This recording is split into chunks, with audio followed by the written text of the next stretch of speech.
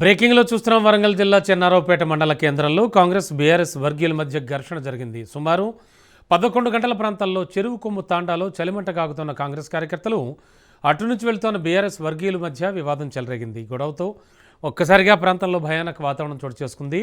చెరువు కొమ్ము తాండాలో సర్పంచ్ ఎవరు గెలుస్తారో చూద్దామంటూ మాట పెరిగి ఒకరిపై ఒకరు దాడికి తెగబడ్డారు. దాడిలో తీవ్రంగా గాయపడ్డ బీఆర్ఎస్ కార్యకర్తలను నర్సంపేట ఏరియా ఆసుపత్రికి తరలించారు. ఘటనపై ఇంకా పూర్తి వివరాలు తెలియాల్సింది.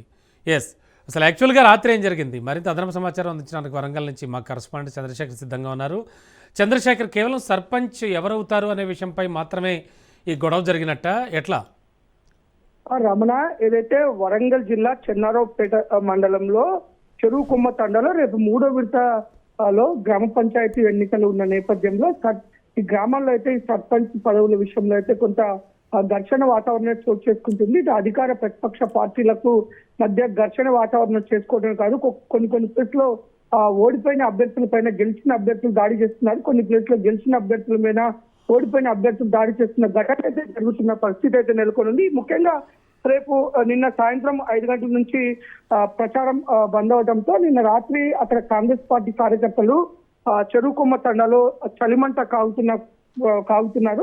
పక్క నుంచే బీఆర్ఎస్ కార్యకర్తలు పోతున్నారు. మధ్యలో కొంత కవ్వింపు చర్యలు అయితే ఇద్దరి మధ్య జరిగాయి. కవ్వింపు చర్యలు జరిగిన నేపథ్యంలో ఎవరు సర్పంచ్ అవుతారో చూద్దాము, మా పార్టీ నుంచి అవుతారో, మీ సంగతి ఎంత చూస్తాం మా సర్పంచ్ గెలిచిన తర్వాత అని మాట అనుకోవడం జరిగింది. ఈ నేపథ్యంలోనే ఒకరిపై ఒకరు కర్రలతో విచక్షణ రహితంగా దాడి చేసుకోవడం జరిగింది.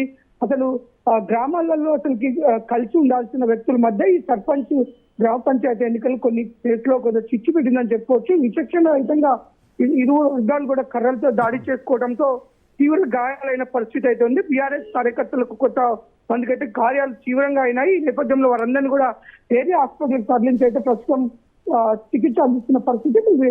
సంఘటన తెలుసుకున్న పోలీసులు అయితే సంఘటన స్థలానికి చేరుకొని విచారించి దానిపైన కేసు నమోదు చేసే విధంగా అయితే పోలీసులు చర్యలు తీసుకుంటున్నారు. Ramana, okay, thank you Chandrasekhar.